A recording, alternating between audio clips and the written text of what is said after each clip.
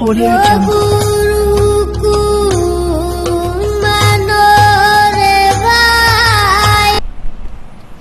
السلام عليكم ورحمة الله وبركاته نحمده ونصلي على رسوله الكريم أما بعد فأعوذ بالله من الشيطان الرجيم بسم الله الرحمن الرحيم وأقيموا الصلاة وآتوا الزكاة واركعوا مع الراكعين صدق الله العظيم اللهم صل على محمد وعلى آل محمد كما صليت على إبراهيم وعلى آل إبراهيم إنك حميد مجيد اللهم بارك على محمد وعلى آل محمد كما باركت على إبراهيم وعلى آل إبراهيم إنك حميد مجيد কাছে কিংবা দূরে বাংলাদেশ থেকে কিংবা পৃথিবীর যে কোনো দেশ থেকে যারা আজকের এই লাইভ প্রোগ্রামটিতে যুক্ত হয়েছেন আপনাদের সবাইকে আমি আমার অন্তরের অন্তঃস্থল থেকে শুভেচ্ছা এবং মোবারকবাদ জানাচ্ছি আহলান ওয়া সাহলান ওয়া মারহাবান বিকুম ফি হাযাল লিকা আত-তাইয়িব আল মুবারক। আশা করছি আপনারা সবাই ভালো আছেন, সুস্থ আছেন, ঈমানের সাথে আছেন। যাদেরকে যাকাত দেওয়া যাবে না তাদের প্রথম যাদেরকে বা যেই খাতে যাকাত দেওয়া যাবে না তারা হচ্ছে বানু হাশেম বা হাশিমি খানদানের যারা, অর্থাৎ আল্লাহ রাসূল সাল্লাল্লাহু আলাইহি ওয়াসাল্লামের বংশের যারা আছেন তাদেরকে যাকাত দেওয়া যায় না। আল্লাহ রাসূল সাল্লাল্লাহু আলাইহি ওয়াসাল্লামের সাথে যেহেতু ওনাদের নিসবাত আছে, সম্পর্ক আছে এবং আল্লাহ রাসূল সাল্লাল্লাহু আলাইহি ওয়াসাল্লাম অনেক সম্মানিত, এজন্য তাদেরকে যাকাত দেওয়া যায় না। সহিহ মুসলিমে একটি হাদিস এসেছে যেখানে আল্লাহ রাসূল সাল্লাল্লাহু আলাইহি ওয়াসাল্লাম ইরশাদ করেছেন ইন্না সাদাকাতা লা তামবাগি লি আলি মুহাম্মদ, মুহাম্মদ সাল্লাল্লাহু আলাইহি ওয়াসাল্লামের বংশের কারোর জন্য যাকাত গ্রহণ করা বা যাকাত খাওয়া এটা শোভনীয় নয়, এটা উচিত নয়, তারা যাকাত খেতে পারবে না। কারণ ইন্নামা হিয়া আওসাখুন নাস, এটা হচ্ছে মানুষের সম্পদের মধ্যে যে অপবিত্র জিনিস আছে বা ময়লা আছে, সম্পদের ময়লা বলা যায়, যেহেতু সম্পদকে পিউরিফাই করার জন্য এই যাকাতকে ফরজ করা হয়েছে। সো এই জাতীয় জিনিস আলে মুহাম্মদ সাল্লাল্লাহু আলাইহি ওয়াসাল্লামের পরিবার বা বংশের অন্তর্ভুক্ত যারা হবে তাদের জন্য আল্লাহ তাআলা এটাকে হালাল করেননি, তাহলে ওনাদেরকে যাকাত দেওয়া যাবে না। সহিহ বুখারীর আরেকটি হাদিসে আমরা ওই হাদিসটি থেকে জানতে পারি যে আল্লাহ রাসূল সাল্লাল্লাহু আলাইহি ওয়াসাল্লামের প্রিয় নাতি হুসাইন রাদিয়াল্লাহু তাআলা আনহু উনি একবার যাকাতের খেজুর থেকে একটি খেজুর নিয়ে খেতে শুরু করেছিলেন। দূর থেকে আল্লাহ রাসূল সাল্লাল্লাহু আলাইহি ওয়াসাল্লাম এটা দেখে তিনি বললেন কিখ কিখ, যেটা আমরা বাংলায় ওয়াক থু ওয়াক এরকম বলি, মানে এরকম হোসেন রাদিয়াল্লাহু তাআলা আনহুকে বোঝাতে চাইলেন যে নানা ভাই তুমি এটা কি করছো, কিখ কিখ ইরমি বিহা, তুমি এই যাকাতের খেজুর খেও না, এটা ফেলে দাও। আমা আলিমতা আন্না লা নাকুলু সাদাকা, নানা ভাই তুমি কি জানো না যে আমরা সাদাকার সম্পদ খেতে পারি না, মানে তুমি আমার নাতি, তুমি হচ্ছে আলে মুহাম্মদ সাল্লাল্লাহু আলাইহি ওয়াসাল্লাম, সো তোমার জন্য এই সাদাকার সম্পদ নয় বা যাকাতের সম্পদ নয়। তো এই হাদিসগুলোর আলোকে আমরা বুঝতে পারি যে বানু হাশেম বা হাশিমি খানদানের যারা হবে আল্লাহ রাসূল সাল্লাল্লাহু আলাইহি ওয়াসাল্লামের সম্মানের কারণে ওনাদেরকে যাকাত দেয়া যাবে না, এটা হচ্ছে সাধারণ কথা। কিন্তু বর্তমান বিশ্বে আল্লাহ রাসূল সাল্লাল্লাহু আলাইহি ওয়াসাল্লামের বংশের সাথে নিসবত আছে এরকম অনেক শাখা বংশ গোটা বিশ্বব্যাপী ছড়িয়ে আছে। এখন পৃথিবীতে যদি এরকম কোনো পরিস্থিতি দেখা দেয় যে ওনাদের মধ্যে থেকে কেউ যদি দরিদ্র হয়, আর্থিক সংকটে ভোগে, তাহলে তাদের ব্যাপারে হুকুম কি? সেক্ষেত্রে স্কলাররা যে মতামত পেশ করেছেন ফোকাহারা, সেটা হচ্ছে আল্লাহ রাসূল সাল্লাল্লাহু আলাইহি ওয়াসাল্লামের সময়ে জেহাদ থেকে যেই গানিমাত বা যে সম্পদ পাওয়া যেত এটা আল্লাহ রাসূল সাল্লাল্লাহু আলাইহি ওয়াসাল্লাম এবং ওনার বংশধরদের জন্য নির্ধারিত ছিল, খুমুস নির্ধারিত ছিল, 5 ভাগের 1 ভাগ। তো সেটা তো এখন নেই, এখন আমাদের সেন্ট্রাল লিডারশিপ নেই, আমাদের নেতৃত্ব দেওয়ার কেউ নেই, তো এখন এই খুমুসের বিধান নেই। তো সেক্ষেত্রে মুসলিম যে গভর্নমেন্ট আছে তারা আল্লাহ রাসূল সাল্লাল্লাহু আলাইহি ওয়াসাল্লামের বংশধর যারা আছে তাদের মধ্যে থেকে কেউ যদি আর্থিক দৈন্যতায় থাকে তাদেরকে সহযোগিতা করার চেষ্টা করবে, তাদেরকে সাপোর্ট করার চেষ্টা করবে, তাদেরকে ভাতা দেওয়ার চেষ্টা করবে। এখন এরকম ব্যবস্থাও যদি না থাকে, খুমুস নাই, ভাতা দেওয়ারও সুযোগ নাই, সেক্ষেত্রে অনেক ফোকাহারা বলেছে এরকম বিশেষ পরিস্থিতি যদি হয় তাহলে তাদেরকেও যাকাতের অর্থ দিয়ে সহযোগিতা করা যেতে পারে।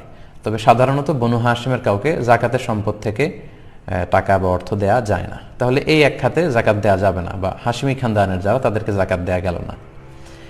এরপর অমুসলিম যারা তাদেরকে যাকাত দেয়া যাবে না, কারণ যাকাত এটা মুসলমানদের থেকে উত্তোলন করা হয় এবং মুসলমানদের মধ্যে বিতরণ করা হয়। সহিহ বুখারীতে একটি হাদিস এসেছে যেটি আমরা আগের পর্বে উল্লেখ করেছিলাম যে যাকাতটা হচ্ছে এমন সম্পদ তুখযু মিন আগনিয়াইহিম, এটা মুমিনদের মধ্য থেকে যারা ধনী তাদের থেকে কালেক্ট করা হবে, ওয়া তুরাদ্দু আলা ফুকারাইহিম, এবং বিশ্বাসীদের মধ্য থেকে, মুমিনদের মধ্য থেকে যারা গরিব, ফকির, মিসকিন, তাদের মধ্যে দান করা হবে। তো এটা অমুসলিমদের জন্য নয়, এটা হচ্ছে সাধারণ হুকুম। কিন্তু এক্ষেত্রে এক্সেপশনাল হচ্ছে আল মুআল্লাফাতু কুলুবুহুম, যাদের চিত্ত আকর্ষণের জন্য আল্লাহ রাসূল সাল্লাল্লাহু আলাইহি ওয়াসাল্লাম যাকাত দিয়েছিলেন। অনেক কাফির মুশরিককে, বিধর্মীকেও আল্লাহ রাসূল সাল্লাল্লাহু আলাইহি ওয়াসাল্লাম যাকাত দিয়েছিলেন। তো এই মতামতটার ব্যাপারে ইখতিলাফ আছে। হানাফি স্কুল অফ থটের মতে হচ্ছে তাদেরকে যাকাত দেয়া যাবে না, অর্থাৎ যাকাতের টাকা অমুসলিমদের কোনো কাজে বা তাদেরকে সাহায্য সহযোগিতার জন্য ব্যয় করা যাবে না, বরং অন্য কোনো ফান্ড থেকে, অমুসলিমদের মধ্য থেকে কেউ যদি নিঃস্ব থাকে, অসহায় থাকে, তাদেরকে হেল্প করতে হবে। এক্ষেত্রে আমরা হেদায়া কিতাবের একটা টেক্সট উল্লেখ করতে পারি। সেখানে উল্লেখ আছে ওয়াকাদ সাকাতা মিনহা আল মুআল্লাফাতু কুলুবুহুম, যাকাত দানের যে 8টা খাত, এর মধ্যে মুআল্লাফাতু কুলুবুহুম, চিত্ত আকর্ষণের জন্য, এটা মুসলিম হতে পারে, অমুসলিম হতে পারে। ওনারা এটা দিয়ে মুসলিম, অমুসলিম যারা আছে তাদের কথা উদ্দেশ্য নিয়েছেন, যে তাদের এই বিষয়টা রহিত হয়ে গিয়েছে। লিআন্নাল্লাহ তাআলা আ'আজ্জাল ইসলাম, কেননা আবু বকর, ওমর ফারুক রাদিয়াল্লাহু তাআলা আনহু, ওনাদের সময় থেকে ইসলামকে আল্লাহ তাআলা সম্মানিত করেছেন। ইসলামের এমন একটা অবস্থা তখন চলে এসেছে, অমুসলিমদেরকে যাকাত দিয়ে আর ইসলামের প্রতি তাদের চিত্ত আকর্ষণের দরকার নেই। ওয়া আগনা আনহুম ওয়া আলা যালিকা ইন আকাদাল ইজমা, হানাফি স্কলারসদের মতে এ ব্যাপারে ইজমা হয়েছে, ইজমায়ে সুকুতি। কিন্তু অন্যান্য মাযহাবে এবং অন্যান্য ফুকাহারা এ ব্যাপারে ফ্লেক্সিবল। ওনারা বলেছেন যে না, ইনমাসাতিল হাজা, যদি সিচুয়েশন ডিমান্ড করে তাহলে অমুসলিমদেরকেও যাকাত দেওয়া যাবে। মোস্ট রিসেন্টলি আমি আলী আল কারাদাগি, একজন ওয়ার্ল্ড ফেমাস একজন স্কলার, ওনার একটা রিসার্চ পেপার পড়েছি। সেখানে তিনি আল মুআল্লাফাতু কুলুবুহুম এটা নিয়ে বিস্তর আলোচনা করেছেন, এবং সবশেষে উনি যেই আউটপুট সেখানে দিয়েছেন, উনি বলতে চেয়েছেন যে এটার হুকুমটা আসলে রহিত হয়ে যায়নি। কিছু কিছু স্কলাররা মনে করেন যে ইসলাম খুব শক্তিশালী পর্যায়ে চলে যাওয়ার কারণে এই খাতটা নেই, কিন্তু উনি মনে করেন যে বর্তমান এই পরিস্থিতিতে এই খাতটা এখনো আছে, এবং অমুসলিমদের মধ্য থেকে হিন্দু, বৌদ্ধ, খ্রিস্টান, মুশরিক, নাস্তিক, এরাও যদি বিপদে পড়ে যাকাতের টাকা দিয়ে ওই তহবিল থেকে তাদেরকে দান করা যাবে। উনি সহ আরো বর্তমান অনেক স্কলারের ব্যাপারে মতামত দিয়েছেন। এই মতামতের ভ্যালিডিটি আছে এই কারণে, কারণ আপনারা দেখবেন যে খ্রিস্টান মিশনারি ওরা যখন সহযোগিতা করে শুধু খ্রিস্টানদেরকে না, মুসলমানদেরকে, বৌদ্ধদেরকে, সবাইকে দেয়।